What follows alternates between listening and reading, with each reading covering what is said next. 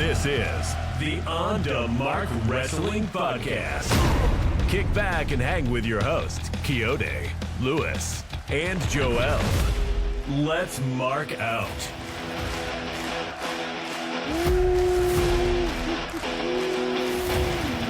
Yes. Episode 117 coming at you, y'all. Welcome to On the Mark Wrestling Podcast. I am your boy, Kayode, joined by none other than the one and the only, not Joel the hater, but JoeStradamus. JoeStradamus. The new moniker. That's right. JoeStradamus is in the building. I'm out here predicting things left and right. Who knows if they're right? I'm not keeping tabs. But hopefully the fans keep tabs and they could call me out if I'm wrong. But so far, I think I have a pretty good track record. So yeah, your track record is impeccable. New name. Yeah, your track record. And whenever I'm wrong, let me just put myself over a little bit. Whenever I'm wrong, it's because they make the wrong choice. That's just what it is. They make the wrong choice in the booking, in my opinion. Isn't that how we all feel as fans? Yes, 100%. Yeah, that's how we all feel with it when we're trying to fantasy book something. They made the wrong choice, not us. It was them. The billion-dollar company made the wrong choice. The billion-dollar company made the wrong choice, Joel. And I agree with you. I agree with you, man. Hilarious. Yeah, but welcome to the show, man. Episode 127. Me and Joel holding it down this week. Lewis is on assignment. He'll be back with us real soon. But we had to bring you a show because, listen, man, some things is happening.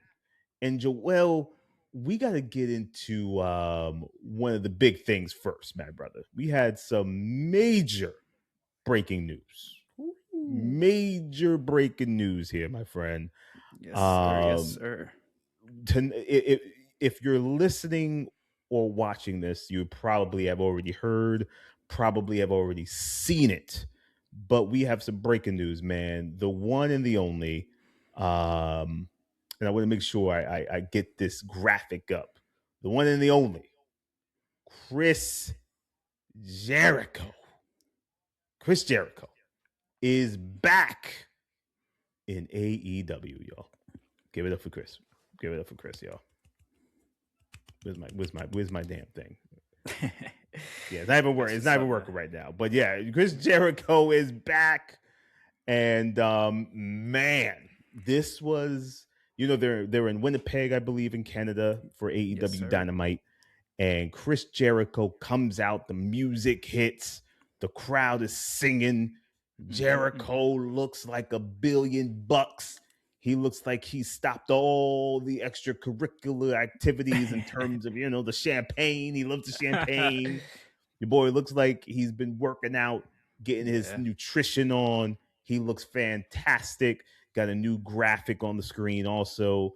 He looks great and he's back. And I think he solidified himself as being an AEW guy.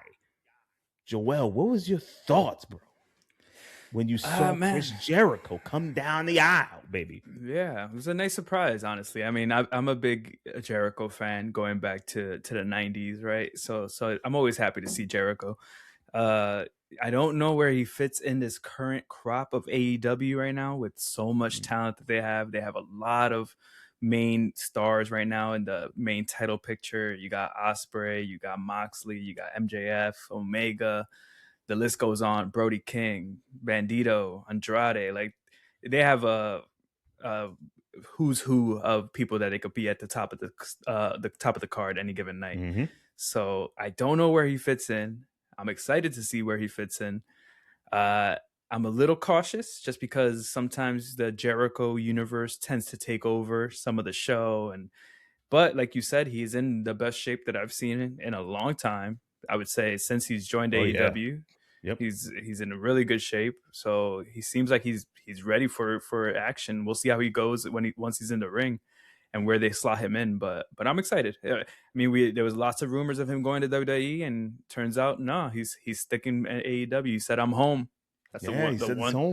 The few words that he said, "I'm home." So I guess he sees AEW as his home. And I guess when you really think about it, he was the big first star that they got signed on to that, their first world champion. So he probably does have some type of connection to AEW. You know, everyone thinks he's a WWE guy, but at this point, he's kind of more of an AEW guy than a WWE guy. You know, he has more history being the first ever champion and being their first ever main star. So I guess he probably has a lot of loyalty to Tony Khan and AEW. So it was nice to see. With the rumors afloat of him, you know, we thought he was going to show up at the Royal Rumble. Then we thought he was going to be in the crate. That ended up being the crate. Danhausen. So I don't know, man.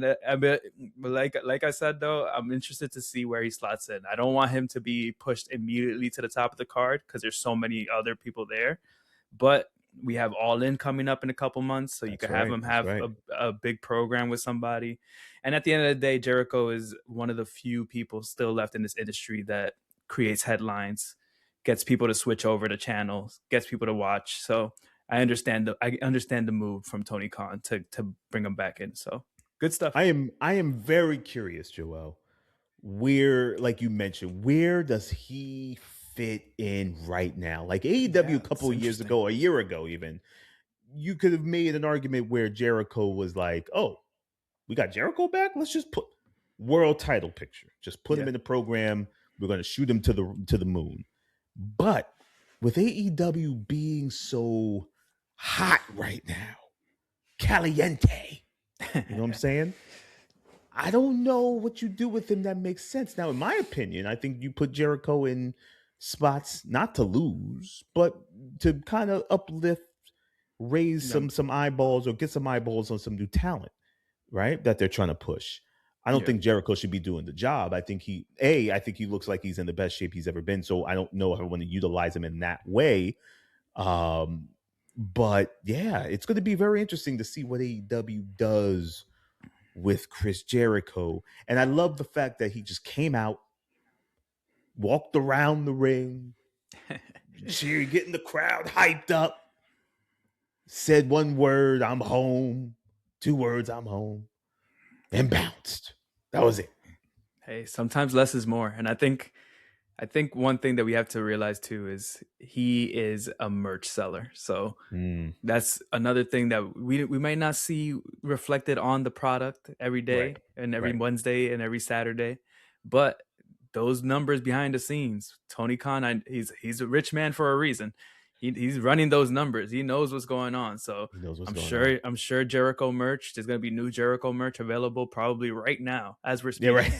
And he's going to be selling it, and there's going to be all types of things that Jericho's a salesman. He's always been a salesman. So you know he's going to be doing that. So at the end of the day too, like Jericho, say what you want about Jericho. I know a lot of fans are like, they were tired of him during his last run in AEW, but he always finds a way to reinvent himself. He always finds something new to do and bring to the table. And he could still go when he has the passion and he's willing to have a great match, he could still have a great match. So I'm excited to see it. There's still a lot of fresh matchups that we haven't seen before. So whatever, let's see it, you know? Yeah, I think it's going to be very interesting, man. I think we're going to get a Jericho that might be more driven than he's ever been, especially the way he looks. I can just imagine that that's going to be something that is a driving force in, you know, his performances and his motivation. For sure. You know what I'm saying? Like, you know, I think what happened was, like you said, Joel, fans were getting like, all right, we get it. You know, we're kind of tired of you.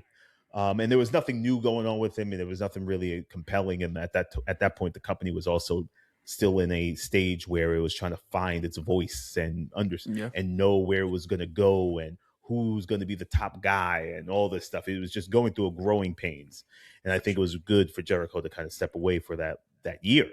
And now he's back, and AEW. When you look at the roster, bro, AEW is deep.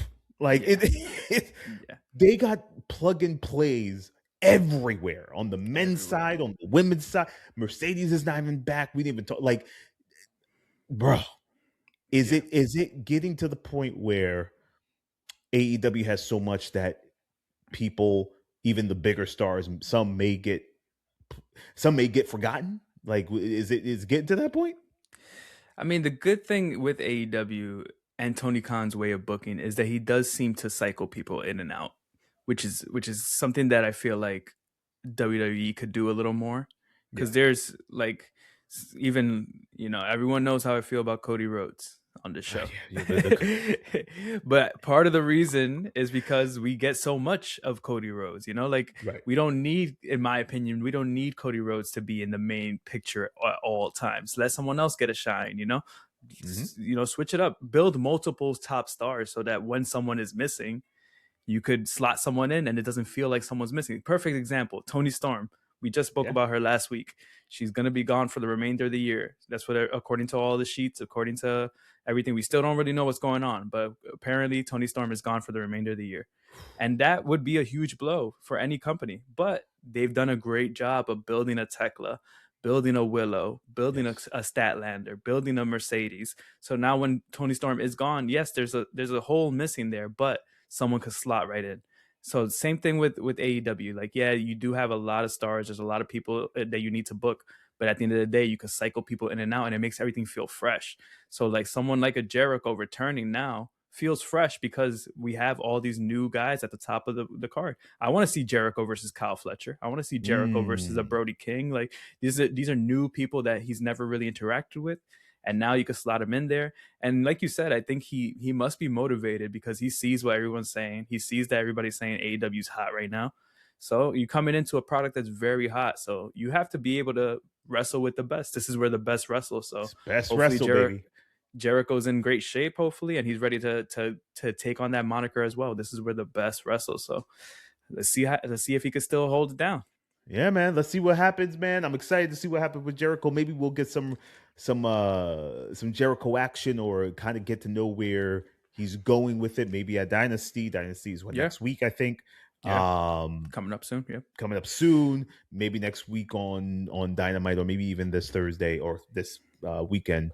I believe it's Thursday, actually, the special Dynamite they're holding. I mean, Collision that they're doing.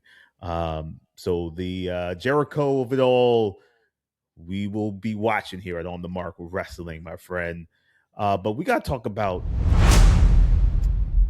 Joel, here on the show, man, I like to show some love. And tonight, I am showing love. We spare no expenses on the new graphics. No expenses. You know what I'm saying? We got the budget's big here at On the Mark Wrestling Podcast. But I'm showing now, Joel, I'm showing love tonight, man. And this has probably not been on your radar or many people's radar, because the match that I'm going to talk about was actually on I'm going to show you the people. The match that I'm talking about was on let me show you. It was on NXT. An NXT match, my friend. Now, this NXT match happened at the Garden. I didn't realize they were going to be there again, but this NXT match happened at the Garden, and I had to tell you, bro, Lola Vice. Yeah. Kendall Grey. Give it up for these two right here. Yeah, give it up, because, man, they put on a match that Bully Ray from Busted Open has said was probably the best women's match of the year, of the year so far. I can't. It's interesting. I don't know about that one. That's a hot take by Bully. But Bully's also got a check from them, so I don't know for sure if his opinion is valid. But I'm going to tell you straight up, I'm showing love to this match. Lola is come a long way in the ring. Her mic skills are they're a work in progress. But this Grey, Kendall Grey, is a natural in the ring. She makes other women look good. And in this match, Lola didn't necessarily need it. Kendall helped, but Lola looked great herself, man. This match was very, very well done, very well constructed. I don't think I love the end, but maybe there's something bigger happening here. Maybe it's a fatal three-way, right? Or like who knows, Yeah. right? Where they're going with it. I wouldn't mind that. I think it has been confirmed that it is going to be a triple threat now. It's been confirmed. Thank you, Yeah. Joe. It's been confirmed. Breaking news. Because that match will be solid. You got Kendall Grey, Lola Vice, and JC Jane.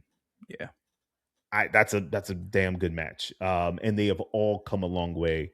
Kendall from the Evolve days, Lola sticking with it in NXT and just evolving and just growing with her in-ring and her character. And JC Jane has just kind of been a quiet MVP, kind of holding up that division, staying consistent with the character and just kind of being the elder statesman in some respects, with being the champion and kind of being that consistent go-to for NXT, man. Yeah. You said you saw the match. I did. I'm showing love to the match. Does it deserve the accolades of an On the Mark Wrestling show and love, Joe? Yeah, man. This was a really good match. I really enjoyed it. I don't know about Bully's take about best women's match. I don't know what Bully's saying. He needs to open his eyes a little more, because we've had some pretty good women's matches in AEW this year. We had that strap match between Tekla and Statlander, which was really good. That strap match that they had on Dynamite a couple weeks back. But yeah, I mean, it was a really good match. Kendall Grey, like you said, she is the future of the women's division. They need to strap a rocket to her. I don't see her being on NXT much longer if she continues with this path. I mean, she could definitely use the time to, build out her character a little more and probably work on promos and stuff. But in the ring, man, like you said, she is a natural. I haven't seen someone take to wrestling so quick like this one. 'Cause I don't think she was like on the indies or anything. I think she's a straight up PC Evolve person. So like going straight from learning how to wrestle to putting on these bangers like in a few short months, you got to give it up to her. And like you said, Lola Vice has been quietly getting better and better in the ring, man. And yeah, like you said, she could still use some work on the mic and building out her character a little more. But she in the ring, man, she's been quietly killing it, man. And I like that she has her own like specialty match when it comes to like the underground matches. Like she definitely has something there, And I gotta give her a shout out because her gear, she had the Latin flags all over and she had the Dominican flag on her shin. So right away I was like, let's go, Lola. I was cheering her on. You know me. Yeah. There you go. So yeah, I gotta give Lola some love. I gotta give her some love for that. But yeah, man, this was a really good match. I actually didn't watch any of NXT except for this match because shout out to one of our listeners, my boy Alec, hit me up and was like, "Yo, Kendall Grey versus Lola Vice is on," and I quickly turned on NXT to watch that because I was like, "That's gonna be a banger." Yeah. So that match was really good.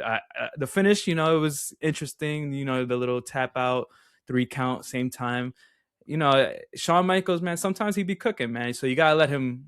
Sometimes you guys let him. Gotta let Shawn work. Yeah, and see where it goes. Shawn Michaels is one of the few where I'm like, I'm gonna let it play out because it usually has a really good payoff at the end of it.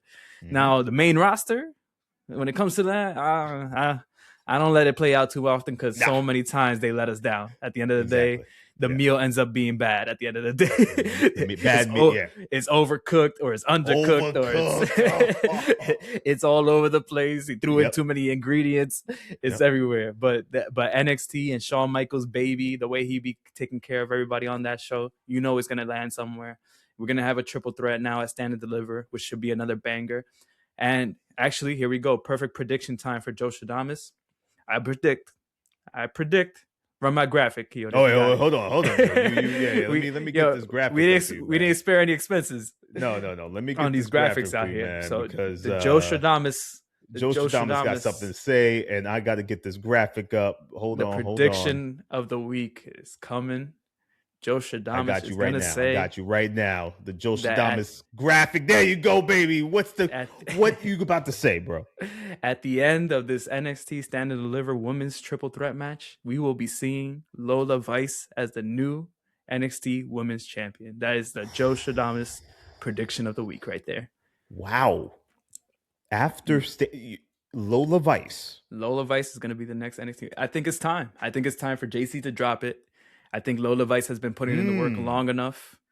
I think you have more of a story with Lola winning the title than Kendall. I think Kendall could chase for a little while longer. So you give Lola the belt, let her be champion for a little bit, and then you can have Kendall chase her. And who wouldn't want to see a couple more matches between these two? So, and JC, I think it's time for JC to be moved up to the main roster too. So she put in enough work. You know, Joe, I love the prediction because I agree with you 1000%. It is time for your girl Lola to start, to push her up and get her a belt. Yeah. And she's been killing it. They've been putting her in high profile matches. Yeah, I love it. I'm not mad at it. I think it's a must for Lola. It's a must. And JC's done her job. She's built it up. She's made that title feel important and very prestigious in the fact that not many people have held it in that time while she's been in it. And if I'm WWE, that Monday after WrestleMania, you bring up JC Jane with Fallon Henley, with Lainey Reed, and you just have them be the new faction on Raw, taking on whoever is champion at the end of the day. Maybe Stephanie Vaquer still, whatever the case may be. Because I think they need a nice injection of some new talent on that women's roster, and at least on the Raw side. I think I agree. You bring in some new talent. You could have Fallon Henley and Lainey Reed go for the tag team titles. And have JC Jane has proven herself more than enough. She's been down there for a long time. She outlasted her whole other faction. Yeah, she had Mandy Rose and who was it? Gigi Dolan back in the day. Gigi Dolan, yeah. She outlasted all of them. She's still down there. She's been holding down that NXT title for a long time. Bring her up, put her on the main roster, and let's see if she could sink or swim on the main roster. Time to promote your girl, man. It's time. Yeah. She's. I'm afraid for her because I don't think they're doing a great job with the women's division on the main roster as it is, and I'm afraid that your girl goes up there with that group and they're all going to get lost. Like that is not a good look for them. Maybe. I have no hope that that's going to work. Especially, I don't think they're going to know what to do with a Fallon.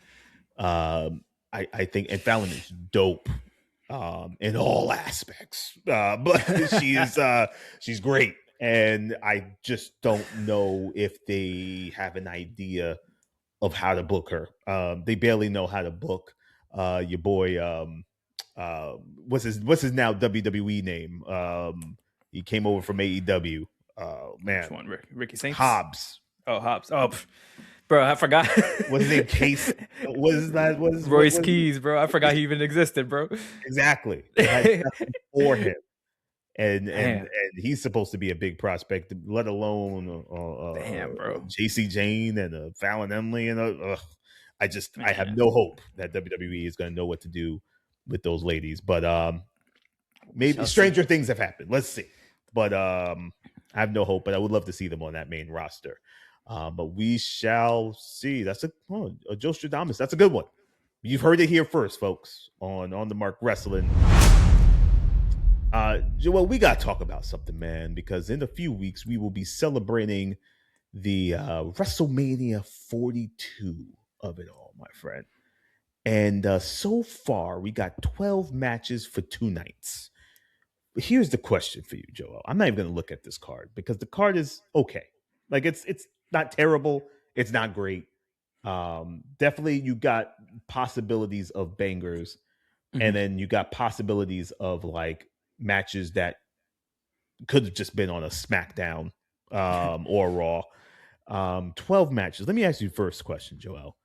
Are we going to get any more matches for the 2 nights? Because right now it looks like 6 and 6. I absolutely dread that. That is whack. 6 matches for both nights on each card.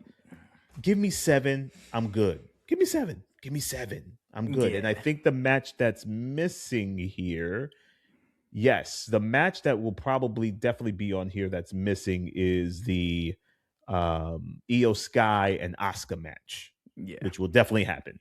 Yeah. Asuka took that horrific bump when she went through. Io. I mean, Io. Oh my goodness, that could have been career ending. That was just a nasty bump. But I think we will get that Io and Asuka, man. Knowing the matches, man, 6-on-6. Do we need 7? What do you feel about the matches currently booked? What's your thoughts, bro? Yeah, I think we'll end up with 7 on each night because there's a lot of people still missing from this card. Like the Usos need to have a match probably. Right. LA Knight is nowhere to be seen. That's right. Who else? We got on SmackDown, Damian Priest and R-Truth are the tag champs. I don't know if they made the card. No, they'll probably be on the SmackDown on Friday. Yeah, they'll probably be on SmackDown. You definitely. I hope we get that Io Sky match because I don't know how you could have a WrestleMania without your best wrestler. Io Sky is their best wrestler, so like she needs to be on the card.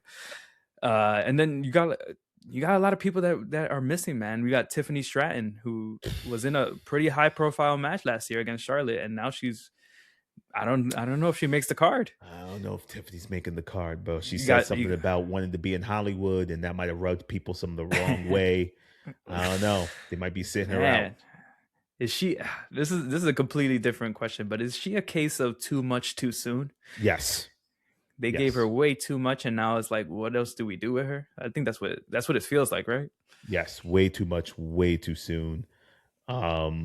Again, I didn't think she should have been brought up that quick. She should have had a JC run and kind of stayed down there and just kind of ran things. And now she's on the main roster and having just okay matches and no real connection with the crowd. And it just seems like she's disconnected. It just almost seems like she's using it as a stepping stone for something else, which essentially, if you're doing that, all good. But I don't want to know about it if you're on the TV screen and I'm watching you wrestle. I don't want to know about it. Especially if you're being portrayed as a babyface. Yeah. Like, what do we do? Learn your craft. Yeah, because if you're looking at it like from Jade kind of, you could tell is doing the same thing, but she's a heel. So like she could play it off as like, yeah, I'm just using this as a stepping stone. But Tiffany is supposed to be a babyface. And I think that's actually the mistake they made with Tiffany. They turned her into a babyface because she was getting a good crowd reaction. When she is naturally a heel, her character is a heel. Yeah, like her character is a rich girl. Like she should be a heel. Like it doesn't make sense, but whatever. That's besides the point. But we have some omissions here. We have Julia, who's the women's U.S. champion. I don't know if she makes the card. Oof. So I'm hoping we end up with 7 on each. The matches on paper look really good. I think we are gonna have a sleeper banger WrestleMania when it comes to bell to bell. Okay.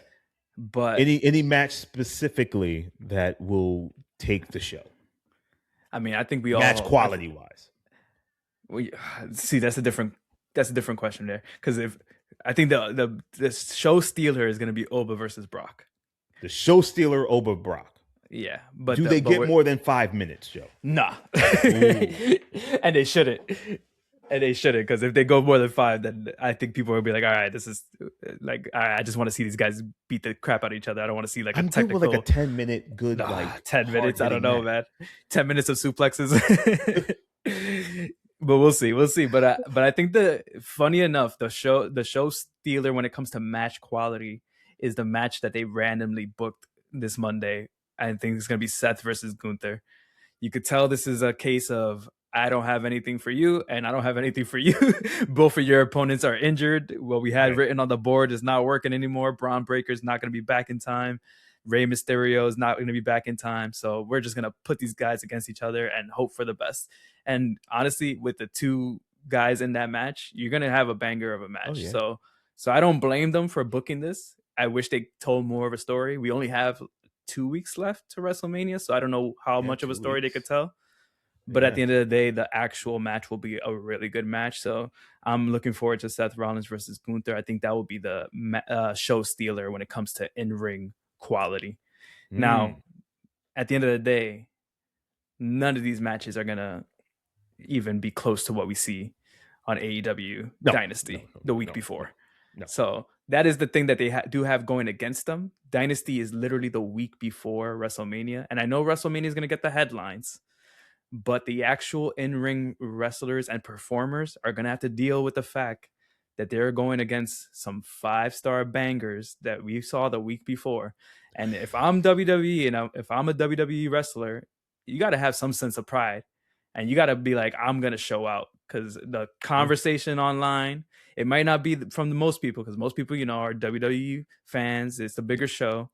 But there's going to be a lot of conversations about the in-ring quality, especially knowing that we just had Dynasty the week before. So if I'm a WWE wrestler, I am training my ass off for these next 2 weeks so that I could put on the best show that this company allows me to. Yeah. I might even bring out a Tiger Driver. I might even pull out some brain busters, some pile drivers, some things that aren't usually seen in WWE, because slowly but surely the conversation online has switched a lot when it comes to this AEW WWE conversation, and a lot of people are not happy with the creative in WWE, which is the one thing they always had when this conversation started. It was always like, yeah, but we tell stories over here. There hasn't been much stories. No. There hasn't been much stories. It's been a lot of put together crap. Yeah. So we'll see. We'll see what happens. Yeah, and here's the thing, Joel, like WWE is not about pro wrestling anymore. It's about the bottom line, putting smiles on people's faces, making you feel good, and the spectacle. It's not about the in-ring. So I don't think TKO gives any type of craps about what you do in that. As long as you're healthy, you perform, and you sell merch, and you're selling seats, we're good. We don't need you to do anything else. And I think that's where WWE is at, and that's why their creative is lacking. That's why their in-ring is lacking. That's why fans are starting to sort of pick up on and be like, you know what? This ain't worth it. Like, this ain't worth me spending all this money to get to the city, number one, to find a ticket that's terrible, and to pay quadruple the price it cost a year or two ago. Nah, sorry, I'm not doing that. While AEW is doing the complete opposite, giving you entertainment in the ring, giving you quality stories now, especially around the heavyweight title picture, and making that feel important, and for half the price. For half the price. Yeah. So, especially in this economy. Come on. Yeah. So, AEW, WWE, but this Mania card on paper, like you said, Joel, looks promising. Bad. It ain't bad. I just don't know as a whole show if it's going to execute, if it's going to come off that way. Yeah. And I'm just, and they are seeming a little desperate to sell those tickets now, because now they announced John Cena's hosting WrestleMania as well this week. Isn't that something? Which I feel a little bit off about, man. You just retired. You couldn't give it a year. Like, I feel like it kind of defeats the purpose of the retirement. Like, I know he said he's retired from in-ring action, but like, I thought we were gonna get a little bit longer before we saw John Cena on TV again. Like, really, the same year? It just happened. The same year, yeah, it just happened, man. Like, I don't know. It kind of defeats the whole purpose of this year-long retirement tour to show up a couple months later. Why didn't you just retire at WrestleMania then?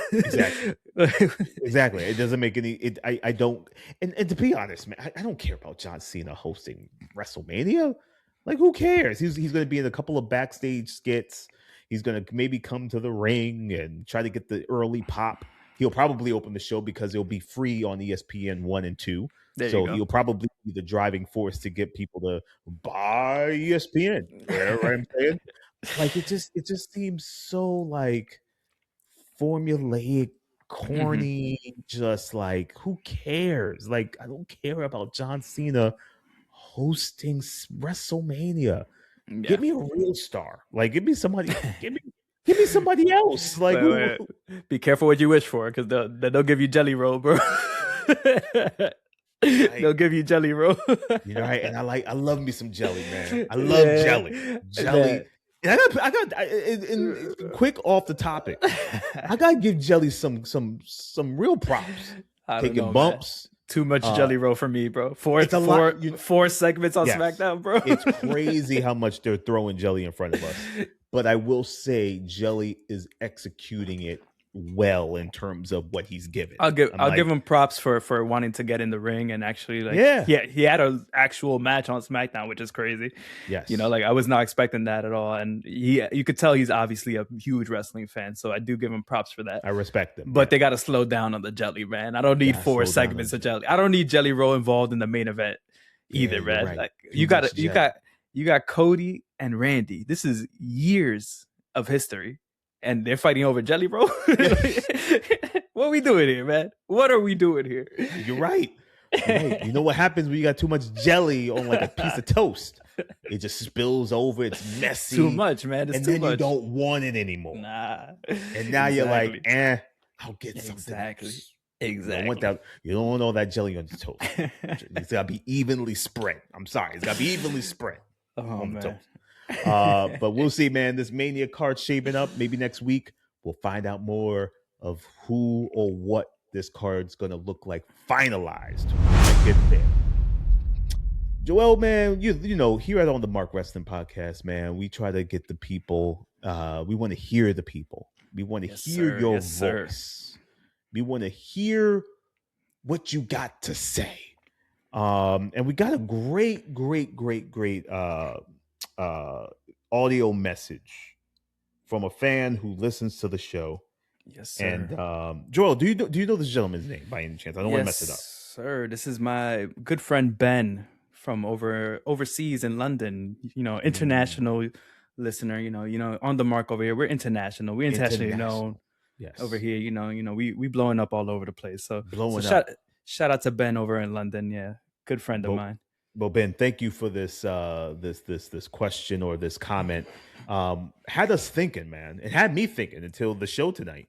And I'm going to play it for you guys. Here is Ben from overseas. He's got a little something to say on the mark. Hi, boys. Big fan of the show. I've got an entry this week for the Haters Club.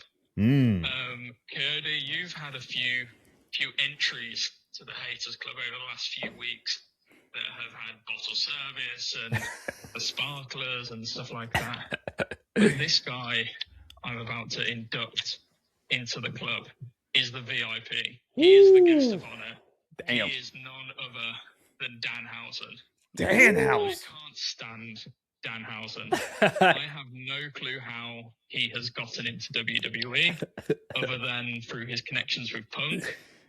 I just think he sucks, and I've got nothing against the performer behind the mask, but it's such a stupid gimmick, stupid voice, stupid gimmick, really low-hanging fruit, putting T-shirts into the crowd. He's done nothing so far that I would even classify as like half funny.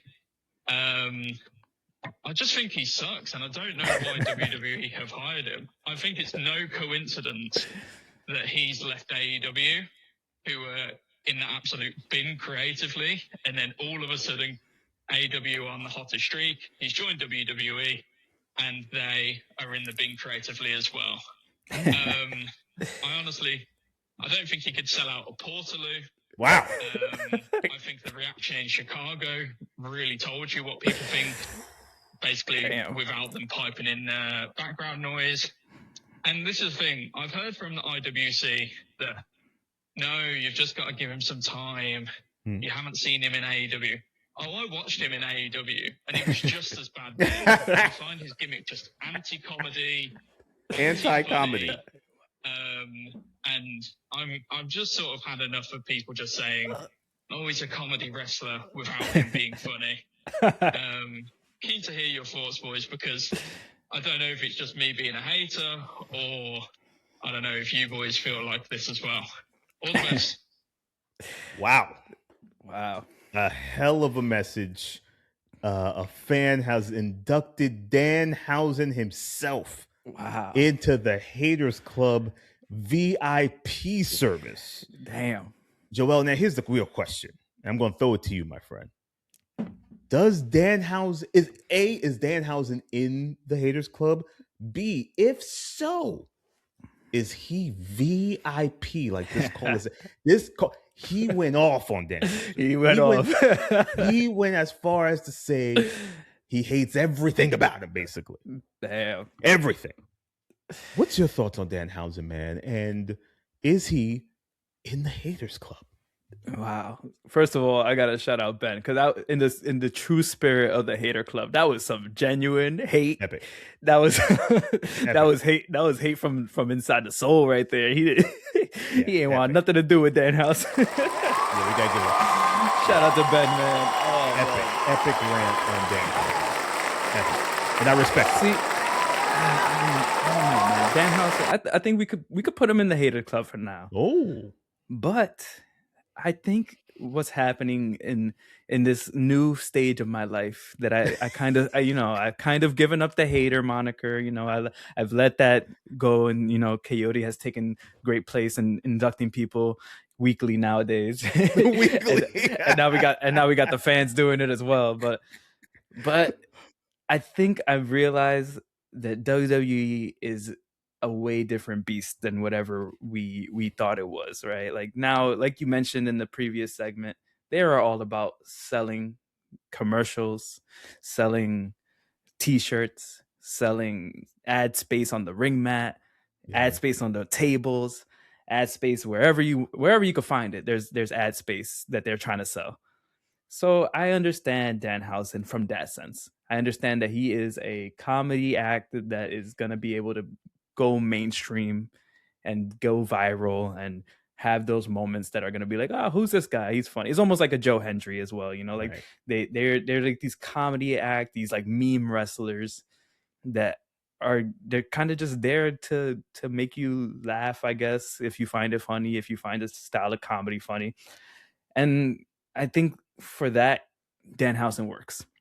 Now, if we're talking about anything else past that, then I understand where Ben is coming from. I don't want to see Danhausen taking up more time on TV. I don't want to see him in the ring. I like exactly where he is right now. His little "you are cursed" thing is working fine.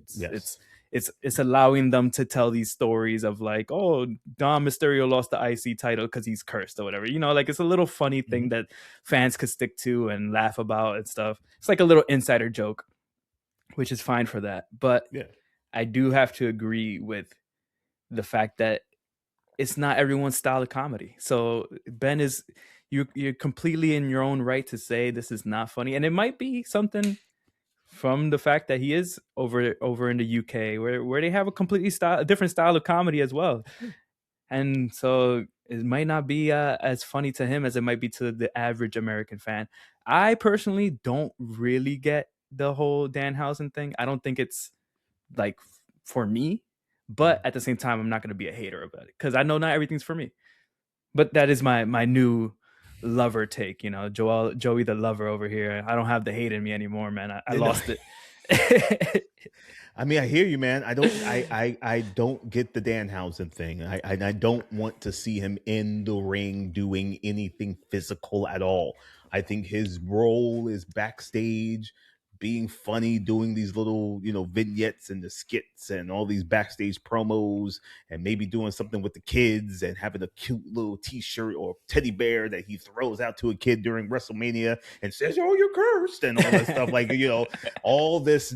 That's what Danhausen's for. Selling merch and doing these like 2-minute breaks in between segments. That's what Danhausen's for. Exactly. I don't want to see Danhausen anywhere near the ring. I don't get the gimmick. Is he some sort of vampire meets like sorcerer? Like I don't get it.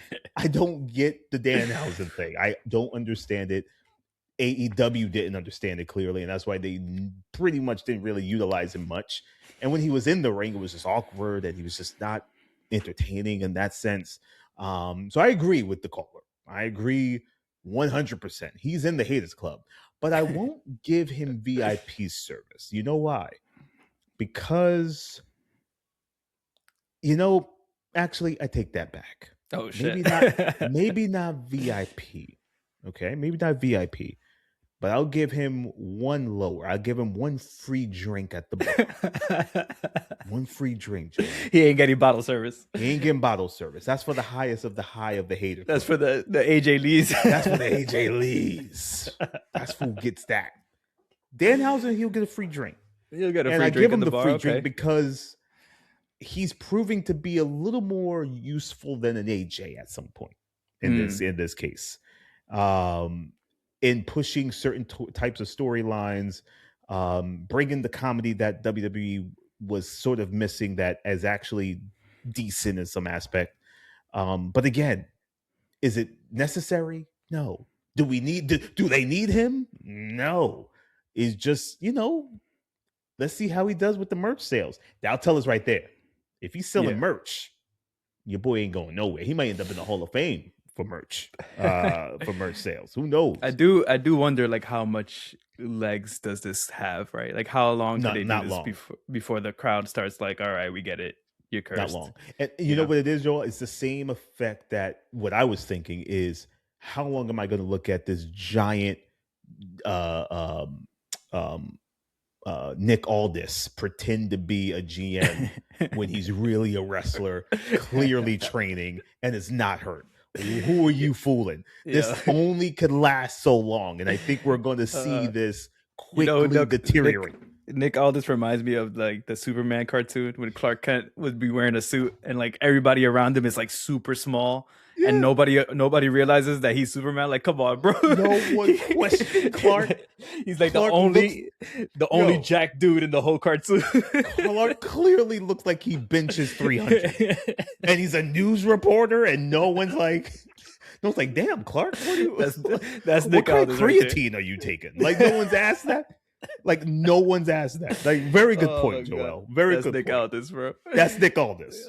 So I wonder how much or how long, like you said, Joel, this will last, because it'll only go so far. I mean, how many times is he going to do your curse thing and something stupid happens, and how long is that going to last? I'm going to put a call out to the rest of our listeners now. If you have the complete opposite take of what Ben is saying, I want to hear from you, because I want to hear why Danhausen is working for you. Why is Danhausen? Because maybe I'm missing something. Maybe Ben's missing something. Maybe we're all missing something. Mm-hmm. And like I said, I understand it's not for me, but maybe from someone's perspective, they could tell me what I'm missing. Why is it so funny? Why is it working for you? Or is it just the blind WWE fan who will take anything that they give them, because that happens too. And I think it also might be a case of, I'm going to prove to AEW that we can make this work. Right. You guys couldn't make it work, but we can make it work on this side. So it might be one of those things. The tribalism is in it. So we'll see. We'll see what happens. But if there's a fan out there who loves Danhausen, I would love to hear from your perspective. Very curious to for someone to defend or to try to make us understand why Danhausen is a valuable part of the WWE structure in creative or backstage or whatnot. I'm very interested. So yeah, let us know. Please bring that to us so I could give you the Haters Club, you the fan. That might be the first time ever, Joel.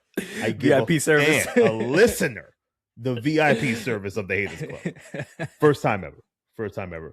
But yeah, man, let's keep an eye out for Danhausen. He's going to have some major part at WrestleMania. We all know that. He'll probably curse the whole stadium. Who knows?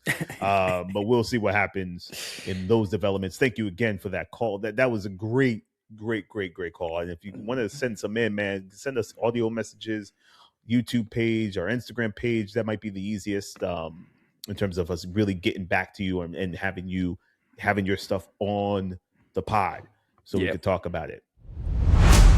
Well, as we bring this show to an end, my friend, we here at On the Mark want to thank everybody, all the listeners, for keeping up with us and supporting us, man. But anything you want to end with, anything that you want to close out with before we end episode 127 tonight? Man, just shout out to all the fans, like you said. Thanks for running up those numbers on YouTube, TikTok, Instagram. Share them with some friends if you have friends that are into wrestling, or if they're not into wrestling, show them, that 3 cool guys talk about wrestling every week. We're not your average, stinky wrestling fan. we over here. We trying to make wrestling cool again. So send it over to your friends. Share if you're a loyal listener, loyal fan. Spread the word a little bit so that we could continue growing this thing. And these graphics aren't cheap, man. These graphics that we pulling out every week, these sound effects, we put in money. It's not the cheapest thing in the world. So hook us up with some follows, some likes, some subscribes, some comments. And like we said, you could be part of the show. Send in a voicemail or a voice note whenever you can. And we'll play it on here because we like hearing your takes the same way you like hearing ours. So that's all from me, man. Yeah, man. Well, listen, thank you all for joining us for episode 127, man. Until next time, peace. You have just listened to the On the Mark Wrestling Podcast, a Scriptly adapted production. Follow us on Instagram, Facebook, TikTok, and YouTube at On the Mark Wrestling. And email us on onthemarkpodcast@gmail.com.